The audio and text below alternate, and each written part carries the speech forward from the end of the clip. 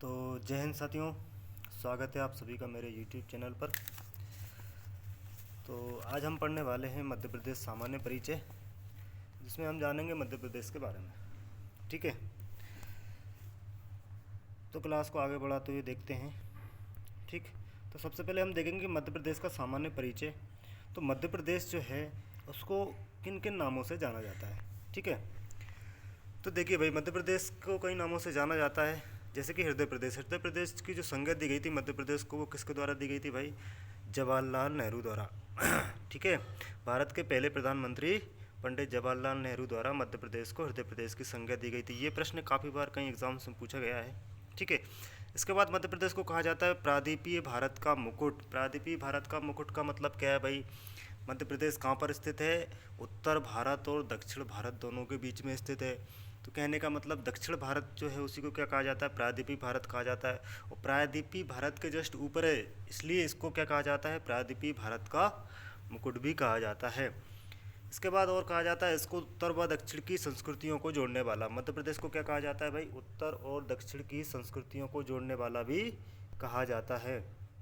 ठीक, इसका क्या मतलब है भाई? उत्तर और दक्षिण को जोड़ने वाली संस्कृतियों का क्या मतलब है भाई? इसका मतलब है इसका मतलब है कि जो मध्य प्रदेश है वो उत्तर और दक्षिण दोनों के बीच में स्थित है। तो जो उत्तर भारत है और जो दक्षिण भारत है, दोनों की जो संस्कृतियां हैं उन दोनों को मिलाने का कार्य कौन करता है? हमारा प्यारा मध्य प्रदेश करता है। इसलिए क्या कहा जाता है भाई? उत्तर व दक्षिण की संस्कृतियों को जोड़ने वाला राज्य भी इसको कहा जाता है। ठीक, इसके बाद आगे बढ़ेंगे तो हम देखते हैं कि नदियों का मायका। मध्य प्रदेश को क्या कहा जाता है भाई? नदियों का मायका भी कहा जाता है। मध्य प्रदेश को क्या कहा जाता है? नदियों का मायका कहा जाता है। क्यों कहा जाता है? क्योंकि कई सारी नदियाँ जो है कि मध्य प्रदेश से होकर के प्रवाहित होती हैं। यहाँ का नदियों का मायका कहने का क्या मतलब है? नदियों के मायके का मतलब है कि मध्य प्रदेश से बहुत सारी नदियाँ हैं जो कि यहाँ से निकलती हैं और अन्य राज्यों से निकलती हुई बंगाल की खाड़ी या फिर अरब सागर में जाकर मिल जाती है। इसके बाद मध्य प्रदेश को कहा जाता है हीरा राज्य। मध्य प्रदेश को क्या कहा जाता है भाई? हीरा राज्य भी कहा जाता है। हीरा राज्य क्यों कहा जाता है? क्योंकि हीरे का उत्पादन कहाँ पर होता है? मध्य प्रदेश में होता है। कौन से ज़िले में होता है? पन्ना ज़िले में। पन्ना ज़िले में मध्य प्रदेश में हीरे का उत्पादन होता है। ठीक, मध्य प्रदेश को वन राज्य भी कहा जाता है। फॉरेस्ट स्टेट भी कहा जाता है मध्य प्रदेश को। क्यों कहा जाता है? क्योंकि मध्य प्रदेश के 77,492.6 किलोमीटर वर्ग किलोमीटर में वन स्थित है, इसलिए वन राज्य भी कहा जाता है। सोयाबीन स्टेट या फिर सोया राज्य। मध्य प्रदेश को सोया राज्य क्यों कहा जाता है? क्योंकि मध्य प्रदेश में सबसे अधिक सोयाबीन का उत्पादन किया जाता है। ठीक, इसके बाद जनजातीय प्रदेश, वेरी इंपॉर्टेंट क्वेश्चन है भाई। मध्य प्रदेश को जनजातीय प्रदेश भी कहा जाता है। ठीक, क्योंकि सबसे ज़्यादा जनजाति जो है मध्य प्रदेश में स्थित है। पूरे भारत की जो सबसे ज़्यादा जनजाति की संख्या है वो कहाँ पर है? मध्य प्रदेश में, हमारे प्यारे मध्य प्रदेश में। ठीक, इसके बाद बताइए कि भारत में कौन सी सबसे बड़ी जनजाति है? देखो, गौंड जनजाति जो है भारत की सबसे बड़ी जनजाति है। कहने का मतलब ये है कि जो भारत में सबसे ज़्यादा जनसंख्या में जनजाति पाई जाती है वो कौन सी जनजाति पाई जाती है? गौंड जनजाति। और मध्य प्रदेश में सबसे अधिक जनसंख्या में कौन सी जनजाति पाई जाती है? तो भाई वो है भाई भील जनजाति। कौन सी है भाई? भील जनजाति। ठीक, चलो, इसके बाद मध्य प्रदेश को कहा जाता है टाइगर स्टेट। क्या कहा जाता है भाई? Tiger state. मध्य प्रदेश को टाइगर स्टेट क्यों कहा जाता है? क्योंकि सबसे अधिक टाइगर कहाँ पर पाए जाते हैं? हमारे मध्य प्रदेश में पाए जाते हैं। ठीक, चलो अगला अगला और क्या बोला जाता है? वुल्फ प्रदेश। ठीक, क्या वुल्फ प्रदेश मतलब भेड़िया प्रदेश। भेड़िया प्रदेश क्यों कहा जाता है? क्योंकि सबसे ज़्यादा भेड़िया कहाँ पर स्थित है? हमारे मध्य प्रदेश में। ठीक, घड़ियाल स्टेट, चंबल घड़ियाल संरक्षण केंद्र आपने सुना होगा। सोन घड़ियाल केंद्र संरक्षण केंद्र भी आपने पढ़ा होगा। तो हमारे मध्य प्रदेश में सबसे अधिक घड़ियाल भी पाए जाते हैं, इसलिए घड़ियाल स्टेट भी कहा जाता है। लेपर्ड स्टेट या फिर तेंदुआ प्रदेश भी कहा जाता है, क्योंकि मध्य प्रदेश में सबसे अधिक तेंदुए पाए जाते हैं। वल्चर स्टेट, गिद्ध प्रदेश। मध्य प्रदेश को क्या कहा जाता है भाई? मध्य प्रदेश को कहा जाता है गिद्ध प्रदेश। क्या कहा जाता है? गिद्ध प्रदेश, क्योंकि गिद्धों की संख्या मध्य प्रदेश में सबसे अधिक है।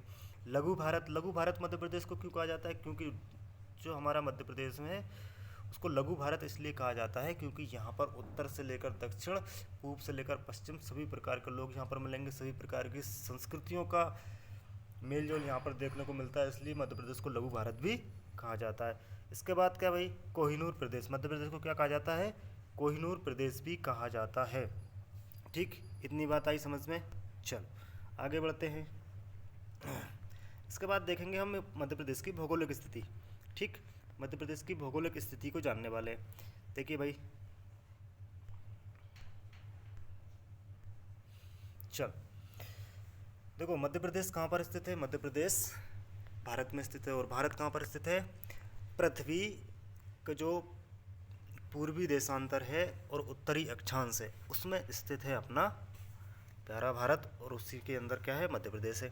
ठीक, तो क्या स्थिति है भाई, भौगोलिक स्थिति, मध्य प्रदेश उत्तर पूर्वी गोलार्ध में स्थित है। उत्तर पूर्वी गोलार्ध में स्थित है, इसका मतलब कहाँ पर स्थित है,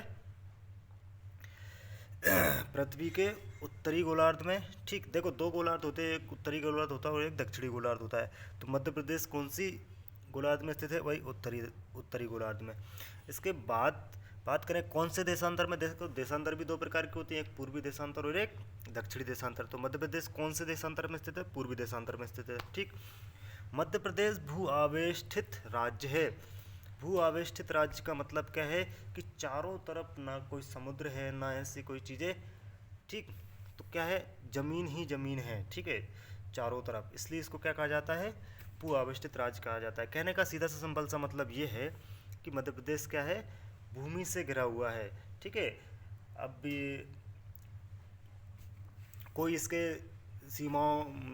इसकी सीमाओं के आसपास समुद्र नहीं है या फिर इस तरीके की कोई चीज़ नहीं है। मध्य प्रदेश को गोंडवाना लैंड का हिस्सा भी कहा जाता है। ठीक है, क्यों कहा जाता है भाई, क्योंकि देखो स्टार्टिंग में क्या था भाई, जो एक महासागर हुआ करता था पेंथालासा। ठीक, कौन सा, पेंथालासा। ठीक, और पेंथिस महाद्वीप हुआ करता था। ठीक, तो पेंथालासा और पेंथिस जो महाद्वीप थे पहले, वो टूट जाते हैं फिर। ठीक है, पेंथालासा दो चीज़ों में बढ़ जाता है। पेंथालासा किसमें, अंगारा लैंड में, और अंगारा लैंड में बढ़ जाता है। ठीक है, तो उसी का भाग क्या है, हमारा प्यारा मध्य प्रदेश है। ठीक, अब बात करेंगे स्थिति, प्रॉपर स्थिति किस प्रकार की रही है मध्य प्रदेश की। ठीक, तो अक्षांशीय स्थिति के बारे में बात करेंगे। अक्षांशीय स्थिति के बारे में बात करेंगे भाई, देखो तो सबसे पहले देखेंगे हम अविभाजित मध्य प्रदेश को। क्या देखेंगे, अविभाजित मध्य प्रदेश की स्थिति देखेंगे। तो अविभाजित मध्य प्रदेश कब था भाई, 1 नवंबर 2000 से पहले। 1 नवंबर 2000 से पहले मध्य प्रदेश की जो स्थिति थी वो 17 डिग्री 46 मिनट उत्तरी अक्षांश से लेकर 26 डिग्री 30 मिनट उत्तरी अक्षांश तक था। ठीक, और देशांतरी स्थिति की बात करेंगे तो देशांतरी स्थिति क्या थी उस समय पर भाई, देशांतरी स्थिति की बात करेंगे तो 74 डिग्री 9 मिनट पूर्वी देशांतर से लेकर 84 डिग्री 51 मिनट पूर्वी देशांतर तक इसकी स्थिति थी। चलो अब वर्तमान मध्य प्रदेश की बात करें, मतलब 1 नवंबर 2000 के बाद क्या स्थिति है मध्य प्रदेश की, तो 21 डिग्री 6 मिनट उत्तरी अक्षांश से लेकर 26 डिग्री 30 मिनट उत्तरी अक्षांश तक फैला हुआ है। ठीक है, तो इस बात को आपको विशेष ध्यान रखना है, क्योंकि ये प्रश्न कई बार पूछा जाता है कि मध्य प्रदेश की स्थिति किस प्रकार से है। तो पूर्व की स्थिति भी पूछ लेता है और वर्तमान की स्थिति भी पूछता है, तो आपको दोनों चीज़ें ध्यान में रखना है। ठीक, इसके बाद पूछता है वर्तमान, तो वर्तमान में 74 डिग्री 9 पूर्वी देशांतर से लेकर 82 डिग्री 48 मिनट पूर्वी देशांतर तक है। ठीक है, तो ये वर्तमान की देशांतर वाली स्थिति है। ठीक, चलो तो मध्य प्रदेश में देखो, इसके बाद में अगर बात करें छोटे सा, हम एक और पॉइंट यहाँ पर क्लियर कर लेते हैं। मध्य प्रदेश में ऐसे कौन कौन से राज्य हैं जो कि लैंड लॉक्ड है, मतलब भू आवेष्टित हैं। ठीक है, तो ऐसे भारत के 5 राज्य हैं जो कि भू आवेष्टित राज्य हैं, जैसे एमपी, छत्तीसगढ़, तमिलनाडु, जम्मू कश्मीर और हरियाणा। 5 ऐसे राज्य हैं जो कि क्या है, लैंड लॉक्ड है, जो कि क्या है भाई, लैंड लॉक्ड हैं। आई बात समझ में भाई, चलो आगे बढ़ते हैं।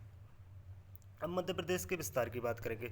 मध्य प्रदेश के विस्तार की बात करेंगे भाई, मध्य प्रदेश का विस्तार किस प्रकार से था, मध्य प्रदेश का विस्तार किस प्रकार से था, ये हम बात करने वाले हैं। देखो चल देखिए ध्यान से भाई, तो अविभाजित मध्य प्रदेश की बात करेंगे। अविभाजित मध्य प्रदेश की बात करेंगे तो पूर्व से लेकर पश्चिम में कितना फैला हुआ था ये हमें बताना है। तो पूर्व से लेकर पश्चिम में जो मध्य प्रदेश की जो दूरी थी एक छोर से दूसरे छोर तक, वो थी 996 किलोमीटर। ठीक, और उत्तर से लेकर दक्षिण तक की जो लंबाई थी वो कितनी थी, 1127 किलोमीटर। वो कितनी थी भाई, 1127 किलोमीटर। इसके बाद बात करेंगे भाई हम विभाजित मध्य प्रदेश की। विभाजित मध्य प्रदेश में उत्तर से लेकर दक्षिण तक की कितनी दूरी है भाई? 665 किलोमीटर। कितनी दूरी है भाई? 665 किलोमीटर। और पूर्व से लेकर पश्चिम तक की कितनी दूरी है भाई? 870 किलोमीटर। कितनी है भाई? 870 किलोमीटर। आई बात यहाँ तक समझ में? चलो अब बात करेंगे क्षेत्रफल की। मध्य प्रदेश के क्षेत्रफल की बात करेंगे भाई। किसकी बात करेंगे? क्षेत्रफल की। तो क्षेत्रफल को भी हम दो तरीके से देखेंगे, एक तो अविभाजित मध्य प्रदेश का क्षेत्रफल और एक विभाजित मध्य प्रदेश का क्षेत्रफल। दोनों तरीके से देखने वाले हैं भाई। अविभाजित मध्य प्रदेश में का जो क्षेत्रफल था वो तो 4,43,444 वर्ग किलोमीटर। कितना था भाई? 4,43,444 वर्ग किलोमीटर। और देश का सबसे बड़ा राज्य हुआ करता था उस समय पर। कब? जब ये विभाजित नहीं हुआ था।